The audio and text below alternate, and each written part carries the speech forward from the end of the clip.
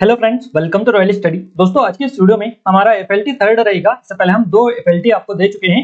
यहाँ पर आई बटन पर आपको लिंक दे देंगे, जहाँ से क्लिक करके आप उन एफएलटी को भी सोल्व कर सकते हैं। इसके अलावा गाइस, हम एमपीजीके के टॉपिक वाइज टॉप 100 वाली सीरीज के सभी वीडियो लगभग आपको दे चुके हैं।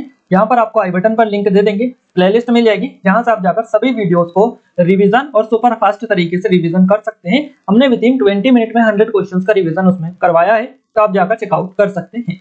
गाइस, आपको बता दें, इस चैनल पे आगे बढ़े इस वीडियो में उससे पहले कि चैनल पर पहली बार विजिट किया है तो चैनल को सब्सक्राइब जरूर कर लीजिएगा, बेल आइकन को आप दबा दीजिए, जिससे जो भी नया वीडियो है इस चैनल पर उसका नोटिफिकेशन भी आपको मिलता रहे। अब फाइनली हम स्टार्ट करते हैं हमारे आज के पहले क्वेश्चन से। गाइस, हमारा पहला क्वेश्चन निकल कर आ रहा है, निम्नलिखित में से कौन सा देश भारत के साथ सबसे लंबी स्थल सीमा साझा करता है? इस क्वेश्चन का सही जवाब रहेगा बांग्लादेश। भारत के साथ सबसे लंबी स्थल सीमा बांग्लादेश साझा करता है। हमारा डी ऑप्शन के साथ में सही जवाब रहेगा। अगला क्वेश्चन है, इनमें से कौन सी दक्षिण भारत की सबसे ऊंची चोटी है? दक्षिण भारत की सबसे जो ऊंची चोटी है, इसका नाम है अनाडी। अनाडी यहाँ से हमारा क्या रहेगा, ना मोटी भी इसको एक्चुअली बोला जाता है। तो दक्षिण भारत की सबसे ऊंची चोटी है, हमारा फर्स्ट ऑप्शन सही जवाब रहेगा। अगला क्वेश्चन है, कश्मीर घाटी किन दो पर्वत श्रृंखलाओं के मध्य में स्थित है? इस कश्मीर घाटी दो पर्वत श्रृंखलाओं के मध्य में है, एक आपके ग्रेट हिमालय, दूसरी है आपकी पीर पंजाल। तो आपका कश्मीर घाटी, ग्रेट हिमालय और पीर पंजाल दो पर्वत श्रृंखलाओं के मध्य में स्थित है। हमारा option number B correct answer रहेगा। अगला क्वेश्चन है, निम्नलिखित भारतीय राज्यों को उनके भौगोलिक क्षेत्रों के आरोही क्रम में व्यवस्थित कीजिएगा। अगर आरोही क्रम में हम व्यवस्थित करेंगे भारतीय राज्यों को, तो देखिए राजस्थान पहले नंबर पर इसमें कौन में आएगा? तो पहले नंबर पर फर्स्ट है आपका राजस्थान ही आएगा, भौगोलिक क्षेत्र के आधार पर, याद रखिएगा। तो पहले नंबर पर राजस्थान आएगा, दूसरे नंबर पर आएगा आपका महाराष्ट्र, तीसरे नंबर पर आपका आएगा कौन सा? तमिलनाडु। क्लियर है? तो ये तीसरे नंबर पर आएगा। और चौथे नंबर पर कौन आएगा? चौथे नंबर पर आएगा आपका कर्नाटका। तो देखिए यहाँ हमारा जो करेक्ट आंसर निकला है, ये यही निकला है कि पहला, दूसरा, तीसरा और चौथा, यानी आपका करेक्ट आंसर रहेगा एक, क्या रहेगा? 1 3 1 3 1 3 और आपके 1 3, यहां से देखिए हमारा जो करेक्ट आंसर रहेगा ये 1 3 2 और 4 रहेगा, 1 3 2 4, यानी हमारा सी ऑप्शन सही जवाब हो जाएगा। हमारा सी ऑप्शन इस क्वेश्चन का सही जवाब रहेगा। गाइस, आगे बढ़े अगले क्वेश्चन पे। उससे पहले हम थोड़ी सी शॉर्ट इन्फॉर्मेशन दे देते हैं। हमारे जो एमपीपीएससी स्पेशल टेस्ट सीरीज है गाइस, अब आपको ओनली ऑन 99 रुपीज में मिल रही है। 90% का जो डिस्काउंट चल रहा है उसको हमने थोड़ा सा और इंक्रीज करके 95 प्लस कर दिया है। अब आपको ये जो टेस्ट सीरीज है ओनली ऑन 99 रुपीज में मिल रही है, जिसमें 70 टेस्ट है पूरे गाइस। अगर आपने अभी तक सोल्व नहीं किए तो जल्दी से जाकर एफएलटी आप लगा लीजिएगा, आपकी अच्छे से प्रैक्टिस हो जाएगी। ये 300 रुपए की टेस्ट सीरीज है गाइस, जो कि आपको ओनली ऑन 99 रुपीज में मिल रही है। और इसकी जो वैलिडिटी है वो 2 महीने है अभी भी। जब आपकी एग्जाम हो जाएगी उसके बाद भी 2 महीने रहेगी। अगर इसके बाद में भी आपका कोई सा एमपीपीएससी का एग्जाम है 1-2 महीने के अंदर, तो उसके लिए भी हम थोड़ी सी एग्जैक्ट कर देंगे, इसको थोड़ी सी आगे बढ़ा देंगे अगर आप कमेंट करके बताएंगे तो। बाकी 2 महीने तो इसकी वैलिडिटी और रहेगी, तो आप जाकर ज्वाइन कर सकते हैं। डिस्क्रिप्शन में लिंक है, ओनली ऑन 99 रुपीज में ये आपको मिल रही है। इसके अलावा गाइस, हमारी एमपी करंट अफेयर की ई बुक भी परचेस कर सकते हैं, जिसके लिंक भी डिस्क्रिप्शन में है। उस पर भी काफी अच्छे स्पेशल ऑफर चल रहा है। एक बार एप्लीकेशन को डाउनलोड कर लीजिएगा, डेमो देखेंगे तो वहां पर और बेटर समझ पाएंगे। अगला क्वेश्चन है हमारा, भारत के निम्नलिखित में से किस द्वीप पर सक्रिय ज्वालामुखी है? भारत के निम्नलिखित में से जो सक्रिय ज्वालामुखी देखने को मिलता है, ये बेरन द्वीप पे देखने को मिलता है। अगला क्वेश्चन है, निम्नलिखित में से क्या भारत में नीली क्रांति से संबंधित है? भारत में नीली क्रांति का संबंध मत्स्य पालन से। मत्स्य पालन सी ऑप्शन करेक्ट आंसर रहेगा। भारत और पाकिस्तान के बीच सीमा रेखा किसका उदाहरण है? तो भारत और पाकिस्तान के बीच में सीमा रेखा जो उदाहरण है, ये सुपर इंपोर्ट बाउंड्री का उदाहरण है। ध्यान रखिएगा, सुपर इंपोर्ट बाउंड्री का उदाहरण है भारत पाकिस्तान के बीच में सीमा रेखा। अगला क्वेश्चन है, निम्नलिखित में से भारत का कौन सा तटीय क्षेत्र ओकी चक्रवात से प्रभावित है? भारत का कौन सा तटीय क्षेत्र ओकी चक्रवात से प्रभावित है? सही जवाब रहेगा भारत का केरल जो तट है, ये ओकी चक्रवात से प्रभावित है। चंबल नदी पर निम्न में से कौन सा जलाशय बना हुआ है? यह बनाया गया है। चंबल नदी पर राणा प्रताप सागर जलाशय बनाया गया है। ये बांध है, जैसे आप इसको बांध भी बोल सकते हैं, जलाशय बांध ही होता है। क्लियर है? याद रखिएगा। देखिए ये इसमें थोड़ा सा एरर है, ये ब्लैंक हो चुका है, तो इसको हम स्किप कर देते हैं। अगले क्वेश्चन की ओर आगे बढ़ते हैं। अगला क्वेश्चन है, निम्नलिखित में से कौन सा भारत में सबसे बड़ा सीपीयार्ड है? इनमें से सबसे बड़ा जो सीपीयार्ड है भारत में, ये आपको बताना है। सही जवाब हमारा रहेगा कोची। कोची यहाँ से हमारा ऑप्शन नंबर बी के साथ में करेक्ट आंसर रहेगा, जो कि भारत का सबसे बड़ा सीपीयार्ड है। भूतापीय ऊर्जा के आधार पर मणिकरण में स्थित विद्युत संयंत्र किस राज्य में स्थित है? इस मणिकरण में जो विद्युत संयंत्र है, ये किस राज्य में आता है? बेसिकली ये बताना है। सही जवाब रहेगा हिमाचल प्रदेश, सी ऑप्शन के साथ में करेक्ट आंसर हो जाएगा। मध्य प्रदेश के बीहड़ किसका उत्परिणाम है? मध्य प्रदेश में जो बीहड़ है, ये जो परिणाम है ये आपके मृदा अपरदन का परिणाम है। तो गली अपरदन भी ऐसे इनको आप बोल सकते हैं। तो अपरदन हमारा करेक्ट आंसर रहेगा, अपरदन। तो मिट्टी मृदा अपरदन, गली अपरदन, फर्स्ट ऑप्शन हमारा करेक्ट आंसर रहेगा बीहड़। अगला क्वेश्चन है, भारत में केंद्रीय गंगा प्राधिकरण की स्थापना कब की गई? भारत में केंद्रीय गंगा प्राधिकरण की स्थापना की गई 1985 में, 1985। डी ऑप्शन के साथ में सही जवाब चला जाएगा। निम्नलिखित में से कौन सा राज्य शांत घाटी परियोजना से संबंधित है? इनमें से शांत घाटी परियोजना से संबंधित राज्य केरल है, केरल। सी ऑप्शन सही जवाब हो जाएगा। भारत की स्वर्ण चतुर्भुज योजना किसको जोड़ती है? भारत की स्वर्ण चतुर्भुज योजना दिल्ली, मुंबई, चेन्नई और कोलकाता को जोड़ती है। तो दिल्ली, मुंबई, चेन्नई, कोलकाता हमारा फर्स्ट ऑप्शन ही सही हो जाएगा। आलू क्या है ये आपको बताना है। आलू क्या है? आलू एक कंद है। क्या है? एक कंद है आलू। तो हमारा सी ऑप्शन यहाँ से भी सही जवाब रहेगा।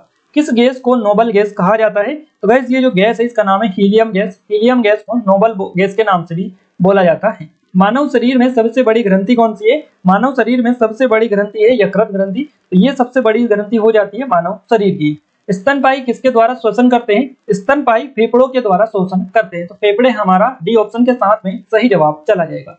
सिरका को रासायनिक रूप से क्या कहा जाता है? वैसे सिरका को रासायनिक रूप से एसिटिक एसिड बोला जाता है। क्या बोला जाता है? एसिटिक एसिड सिरका को बोला जाता है रासायनिक रूप से। हमारा फर्स्ट ऑप्शन यहाँ से सही जवाब रहेगा। अगला क्वेश्चन है, मायोपिया किस अंग का विकार है? मायोपिया जो विकार है ये नेत्र का विकार है। ध्यान रखिएगा, नेत्र का एक रोग है, एक विकार है। हमारा सी ऑप्शन सही जवाब रहेगा। क्लियर है? अगला क्वेश्चन है, निम्नलिखित में से कौन सी उष्मा की इकाई नहीं है? इसमें से उष्मा की इकाई कौन सी नहीं है? सही जवाब रहेगा वाट। वाट जो होती है ये उष्मा की इकाई नहीं होती है। तो उष्मा हमारा डी ऑप्शन सही जवाब चला जाएगा। साधारण बैटरी बैरोमीटर में प्रयुक्त होने वाला तरल कौन सा है? साधारण बैरोमीटर में जो तरल प्रयुक्त होता है उसका नाम आपको बताना है। सही जवाब रहेगा पारा।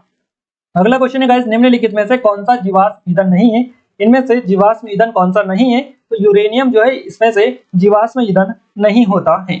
निम्नलिखित में से कौन सा एक ऊर्जा का अच्छे स्रोत है? सही जवाब रहेगा इसका हमारा सौर ऊर्जा। ये ऊर्जा का एक अच्छे स्रोत है। अगला क्वेश्चन है, मध्य प्रदेश में 12वीं पंचवर्षीय योजना की औपचारिक शुरुआत कब से मानी जाती है? तो मध्य प्रदेश में 12वीं पंचवर्षीय योजना की औपचारिक शुरुआत 2012 से 17 के बीच में मानी जाती है। इस क्रम में ये योजना चली थी। तो बी ऑप्शन सही जवाब रहेगा। अगला क्वेश्चन है, स्टार्च क्या है? स्टार्च है एक, आपको बताना है। तो गाइस स्टार्च जो है स्टार्च ये एक पॉलीसेकेराइड है। पॉलीसेकेराइड है ये आपका हमारा सी ऑप्शन करेक्ट आंसर रहेगा। ट्रॉफिक लेवल 1 में शामिल है। ट्रॉफिक लेवल 1 में कौन क्या शामिल है? तो ट्रॉफिक लेवल 1 में हरे पौधे शामिल होते हैं। अगला क्वेश्चन है, पक्षुरीकरण किससे संबंधित है? गाइस पक्षुरीकरण जो होता है ये होता है दूध के कीटाणु शोधन से संबंधित ये रहेगा। ओजोन छेद का कारण क्या है? गाइस ओजोन छेद का जो कारण है ये क्लोरोफ्लोरोकार्बन होता है। निम्नलिखित पर्यावरणविदों में से किसे जल पुरुष या वाटरमैन ऑफ इंडिया के नाम से जाना जाता है? गाइस जल पुरुष वाटरमैन ऑफ इंडिया के नाम से जो जाने जाते हैं पर्यावरणविद है ये, और इनका नाम है राजेंद्र सिंह। राजेंद्र सिंह बी ऑप्शन के साथ में हमारा करेक्ट आंसर चला जाएगा। चिपको आंदोलन के नायक कौन है? मोस्ट इंपोर्टेंट क्वेश्चन है। चिपको आंदोलन के नायक है, इनका नाम है सुंदरलाल बहुगुणा। मोस्ट इंपोर्टेंट ये भी आपका रहेगा। निम्न में से कौन सा संस्थान पर्यावरण से संबंधित नहीं है? इनमें से जो संस्थान पर्यावरण से संबंधित नहीं है उसका नाम है भारत का सर्वेक्षण। भारत का सर्वेक्षण जो है ये पर्यावरण से संबंधित विभाग नहीं है, यह संस्थान नहीं है। अगला क्वेश्चन है, भारत में वन्यजीव संरक्षण अधिनियम किस वर्ष लागू किया था? तो भारत में ये लागू हुआ था 1972 में। हमारा फर्स्ट ऑप्शन सही जवाब हो जाएगा।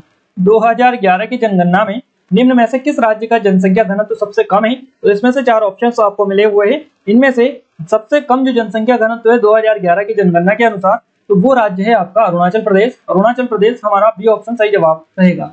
अगला क्वेश्चन है, वीवीपैट का पूर्ण रूप क्या होता है? गाइस वीवीपैट का जो पूरा नाम होता है ये आपको बताना है। तो वीवीपैट का पूरा नाम आपको ध्यान रखना है, वोटर वेरिफिएबल। ध्यान रखिएगा, voter verifiable paper audit trail इसका फुल फॉर्म होता है। तो ध्यान रखिएगा हमारा जो करेक्ट आंसर रहेगा वो किसके साथ में जाएगा? देखिए वोटर तो सभी में है।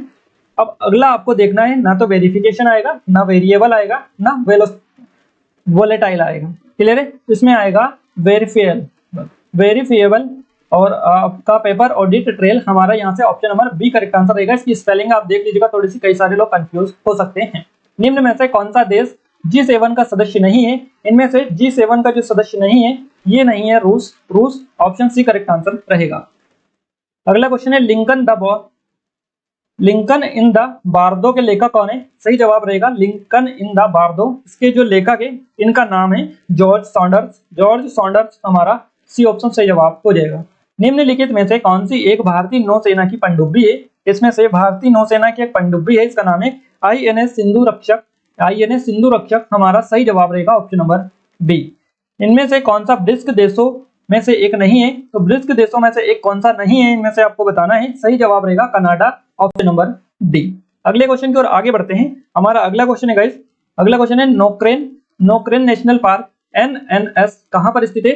नोक्रेन नेशनल पार्क ये आपका कहां पर देखने को मिलता है? तो ये मेघालय राज्य में देखने को मिलता है। अगला क्वेश्चन है भारत में राष्ट्रीय एकता दिवस किस राष्ट्रीय नेता के जन्मदिन के उपलक्ष्य में मनाया जाता है? तो राष्ट्रीय एकता दिवस जो मनाया जाता है इस सरदार वल्लभ भाई पटेल के जन्मदिन के उपलक्ष्य में मनाया जाता है। किस संस्था को बंदी तोता कहा गया है? तो बंदी तोता कहा गया है केंद्रीय जांच ब्यूरो को। इसका फुल फॉर्म होता है CBI, central bureau of investigation. हमारा सी ऑप्शन करेक्ट आंसर रहेगा। मध्य प्रदेश लघु उद्योग निगम की स्थापना कब की गई? मध्य प्रदेश लघु उद्योग निगम की स्थापना की गई 1961 में। ऑप्शन नंबर बी के साथ में सही जवाब रहेगा। महात्मा गांधी राष्ट्रीय ग्रामीण रोजगार गारंटी अधिनियम कब पारित किया गया था? यह पारित किया गया था सन 2005 में। स्वर्ण निर्यात संवर्धन पार्क कहां पर स्थित है? स्वर्ण निर्यात संवर्धन जो पार्क स्थित है यह आपका इंदौर में स्थित है। जनगणना 2011 के अनुसार मध्य प्रदेश की जनसंख्या कितनी है? 2011 के अनुसार बात करें तो 7.2 करोड़ यहाँ की जनसंख्या है मध्य प्रदेश की, ध्यान रखिएगा।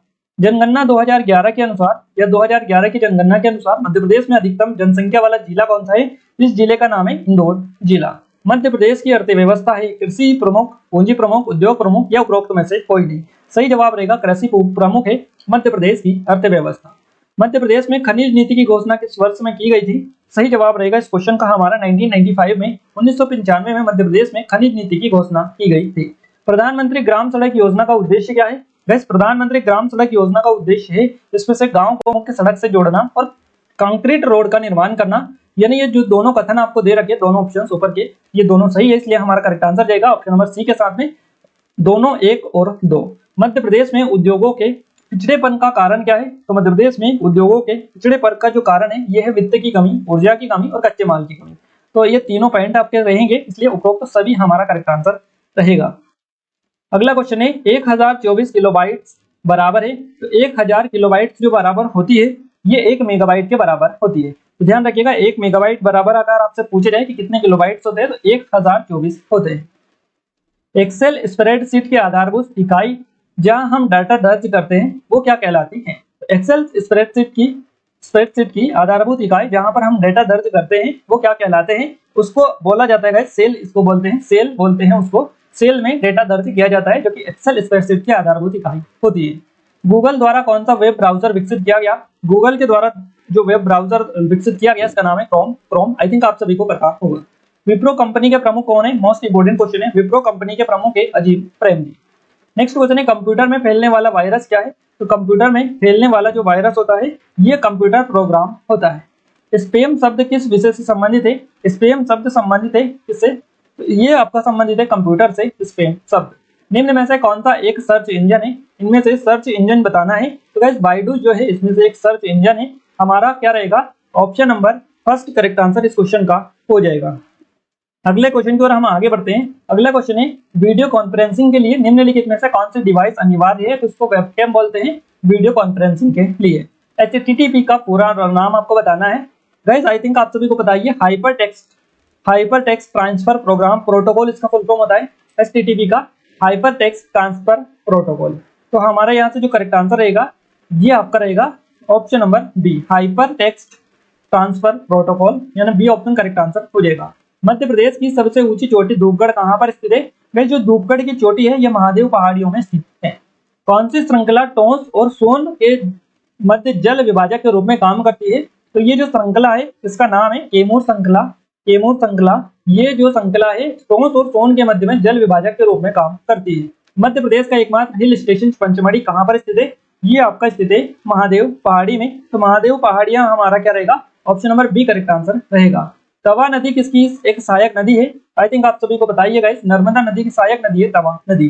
भेड़ाघाट पर कौन सा जलप्रपात स्थित है? धुआंधार। देखिए भेड़ाघाट पर आपसे पूछा है तो भेड़ाघाट पे हमें धुआंधार बताना है, बाकी नर्मदा पर पूछे तो ये सभी नर्मदा पर ही बना हुआ है चचाई को छोड़कर। अगला क्वेश्चन है, मध्य प्रदेश के किस भौगोलिक भाग में चंबल घाटी स्थित है? चंबल घाटी देखने को मिलती है मध्य भारत के पठार में। मध्य प्रदेश में किस प्रकार की जलवायु है? गाइस, मध्य प्रदेश में मानसून प्रकार की जलवायु है, मानसून प्रकार की। सुमित्रा सेन थी, आपको बताना है। सुचित्रा सेन, माफ कीजिएगा, सुचित्रा सेन कौन थी? तो सुचित्रा सेन एक लेखक थी। एक लेखक क्या थी? हमारा फर्स्ट ऑप्शन सही जवाब हो जाएगा। भारत के 19वें राज्य की राजधानी आपको बताना है, क्या है? भारत के 29वें, माफ कीजिएगा, भारत के 29वें राज्य की राजधानी बतानी है। सही जवाब रहेगा 29वें राज्य की राजधानी हैदराबाद है, ध्यान रखिएगा। और 29वां राज्य कौन सा है? कमेंट करके जल्दी से बता दीजिएगा। मध्य प्रदेश में कान्हा बाबा का मेला कहाँ आयोजित किया जाता है? मध्य प्रदेश में कान्हा बाबा का मेला हरदा के सोडलपुर में लगता है, सोडलपुर हरदा में। मध्य प्रदेश के किस जिले में उदयगिरी की गुफाएं स्थित है? उदयगिरी की गुफाएं विदिशा जिले में स्थित है। किस पर्यटन स्थल को मूर्ति कला का तीर्थ के नाम से जाना जाता है? ये पर्यटन स्थल है खजुराहो, जिसको मूर्ति कला का तीर्थ यात्रा बोला जाता है। अगला क्वेश्चन है, कौन सी जनजाति अपने देवता के रूप में लोहासुर की पूजा करती है? ये जो जनजाति है ये अगरिया जनजाति होती है, जो कि अपने देवता के रूप में लोहासुर की पूजा करते हैं। भारत भवन कहाँ पर स्थित है? भोपाल, सही जवाब रहेगा। मध्य प्रदेश के किस जिले में अनुसूचित जनजातियों की संख्या, जनसंख्या का प्रतिशत जो है सर्वाधिक है? तो अनुसूचित जनजातियों की जनसंख्या का प्रतिशत सर्वाधिक जो देखने को मिलता है ये झाबुआ जिले में देखने को मिलता है। नेक्स्ट क्वेश्चन है, शेयर बाजार के संदर्भ में निम्नलिखित में से कौन सा एक अप्रासंगिक है? आपको बताना है। शेयर बाजार के संदर्भ में अगर हम बात करें तो इसमें से SAPS ये जो है एक अप्रासंगिक है। बाकी सेबी, BSE, सेंसेक्स, निफ्टी ये सभी जो है प्रासंगिक है, बाकी ये अप्रासंगिक है। हमारा डी ऑप्शन सही जवाब रहेगा। भारत का सबसे बड़ा वाणिज्यिक बैंक कौन सा है? इस बैंक का नाम आपको बताना है। सही जवाब रहेगा state bank of India. State bank of India हमारा करेक्ट आंसर रहेगा। शेरशाह का मकबरा कहाँ पर स्थित है? सासाराम में है शेरशाह का मकबरा। शिवाजी के गुरु का नाम क्या था? मोस्ट इंपोर्टेंट क्वेश्चन है। रामदास शिवाजी के गुरु का नाम था। भारत के संविधान में हम भारत के लोग शब्दों का प्रयोग कहाँ पर किया गया है? तो ये जो शब्द का प्रयोग किया गया है यह संविधान की प्रस्तावना में किया गया है। भारतीय संविधान के संरक्षक के रूप में किसे जाना जाता है? आई थिंक आप सभी को पता होगा, सुप्रीम कोर्ट को जाना जाता है भारत के संविधान के संरक्षक के रूप में। बलवंत राय मेहता समिति द्वारा किस प्रकार के पंचायती राज व्यवस्था की सिफारिश की गई थी? ये सिफारिश की गई थी त्रिस्तरीय पंचायती राज व्यवस्था की, ध्यान रखिएगा, बलवंत राय समिति के द्वारा। अगला क्वेश्चन है हमारा, वैज्ञानिक समाजवाद का श्रेय किसे जाता है? वैज्ञानिक समाजवाद का श्रेय कार्ल मार्क्स को जाता है, कार्ल मार्क्स हमारा फर्स्ट ऑप्शन सही जवाब रहेगा। अगला क्वेश्चन है, भाषाई आधार पर गठित होने वाला सबसे पहला राज्य कौन सा है? भाषाई आधार पर गठित होने वाला सबसे पहला जो राज्य इसका नाम है आंध्र प्रदेश। अगला क्वेश्चन है हमारा, निकोलो कॉन्टी कौन था? निकोलो कॉन्टी एक इतालवी यात्री है जिसे विजयनगर साम्राज्य का दौरा किया था जिसने, तो ये इतालवी यात्री है, ध्यान रखिएगा निकोलो कॉन्टी। अगला क्वेश्चन है, किस ग्राउंड को मक्का ऑफ क्रिकेट कहा जाता है? यानी क्रिकेट का भगवान इसको बोला जाता है, मक्का क्रिकेट का भगवान ऐसा आप बोल सकते हैं। तो मक्का ऑफ क्रिकेट ये किस ग्राउंड को कहा जाता है? गाइस आप सभी को पता ही है, ये लॉर्ड्स को बोला जाता है। और ये क्वेश्चन आपका कांस्टेबल की अभी जो हाल ही में एग्जाम हुई है उसमें पूछा गया था। ओलंपिक खेलों में फुटबॉल को कब शामिल किया गया? इस तरह के कई सारे क्वेश्चंस आपके पूछे गए हैं और पीएससी में खास करके ऐसे क्वेश्चंस बनते हैं। तो ओलंपिक खेलों में फुटबॉल को जो शामिल किया गया था ये किया गया था 1908 में, यानी 1908 में लंदन में जो आपके ओलंपिक खेल हुए थे उसमें ओलंपिक खेलों में फुटबॉल को शामिल किया गया था। हमारा बी ऑप्शन सही जवाब रहेगा। और निम्नलिखित में से कौन चटगांव और मरी रेड से संबंधित है? चटगांव और मरी रेड से संबंधित इनमें से आपको बताना है कौन है। सही जवाब रहेगा Surya Sen. Surya Sen first option correct answer है। वेबेल योजना किस वर्ष में प्रस्तुत की गई थी? इसको प्रस्तुत किया गया था 1945 में। 1945 सही जवाब रहेगा। भूमि अधिग्रहण अधिनियम 1894 के संदर्भ में निम्नलिखित में से कौन सा कथन सत्य नहीं है? कौन सा कथन सत्य नहीं है? क्वेश्चन को थोड़ा ध्यान से समझना है, सत्य नहीं पूछा है। यह ब्रिटिश शासकों द्वारा बनाया गया। इसका उद्देश्य भारत में भूमि सुधार की प्रतिक्रिया में सहायता करना। इसे भारतीय संसद के अन्य अधिनियम द्वारा प्रतिस्थापित किया गया था। इसका कार्यान्वयन विवादित हो गया था। देखिए बिल्कुल ये आपका सही है, क्लियर है, और ये भी आपका सही है और ये फर्स्ट भी आपका सही है, ये सभी सही है। सत्य जो कौन सा नहीं है, ये बी वाला सत्य नहीं है। हमारा करेक्ट आंसर यही रहेगा क्योंकि ये सत्य नहीं है, ये गलत है, इसलिए हमसे पूछा है कि गलत बताओ। यानी सत्य नहीं है, कौन सा कथन सत्य नहीं है, ये नहीं है, बी ऑप्शन करेक्ट आंसर रहेगा। निम्नलिखित में से कौन नीति आयोग से जुड़ा है? इनमें से नीति आयोग से जुड़े हुए नरेंद्र मोदी। अगला क्वेश्चन है, प्रेरणा स्टॉल का उद्घाटन राजस्थान में नौसेना डॉकयार्ड में किया गया। देखिए प्रेरणा स्टॉल का जो उद्घाटन किया गया ये कहां पर किया गया? बेसिकली ये आपका विशाखापट्टनम में किया गया, नौसेना डॉकयार्ड के में किया गया। निम्नलिखित में से कौन सा जोड़ा पूर्वी एशिया शिखर सम्मेलन का सदस्य है? इसमें से तो चीन और एक आपका दक्षिण कोरिया। चीन दक्षिण कोरिया जो है ये पूर्वी एशिया शिखर सम्मेलन का सदस्य है। झारखंड का गठन रिक्त स्थान पर किया गया। वैसे किस वर्ष में झारखंड का गठन किया गया? तो 15 नवंबर को किया गया सन 2000 में। आपको याद रखना है, बी ऑप्शन हमारा करेक्ट आंसर हो जाएगा। निम्नलिखित में से किसने 6 बार के एटीपी टूर नंबर 1 ट्रॉफी जीतने के लिए पीट सैम्प्रास के रिकॉर्ड की बराबरी की? सही जवाब रहेगा कि किसने 6 बार एटीपी टूर नंबर 1 ट्रॉफी जीतने के लिए पीट सैम्प्रास के रिकॉर्ड की बराबरी की? तो ये जो की है ये नोवाक जोकोविच ने की है। नोवाक जोकोविच फर्स्ट ऑप्शन सही जवाब हो जाएगा। राष्ट्रीय प्रेस दिवस 16 नवंबर को रिक्तस्थान की स्थापना के उपलक्ष्य में मनाया जाता है। तो राष्ट्रीय प्रेस दिवस जो मनाया जाता है 16 नवंबर को, ये किसकी स्थापना के उपलक्ष्य में मनाया जाता है? ये मनाया जाता है भारतीय प्रेस परिषद के स्थापना के उपलक्ष्य में। हमारा बी ऑप्शन करेक्ट आंसर रहेगा। डिजिटल मीडिया के माध्यम से समाचार और करंट अफेयर्स को अपलोड या स्ट्रीमिंग करने की में शामिल कंपनियों के लिए एफडीआई की सीमा रिक्त स्थान है। तो एफडीआई की जो सीमा है डिजिटल मीडिया के माध्यम से समाचार और करंट अफेयर्स को अपलोड या स्ट्रीमिंग करने में शामिल कंपनियों के लिए आपको बताना है कि कितनी जो है ये एफडीआई सीमा है। क्लियर है? तो हमारा जो करेक्ट आंसर रहेगा ये रहेगा 26%। 26% एफडीआई सीमा इनकी है।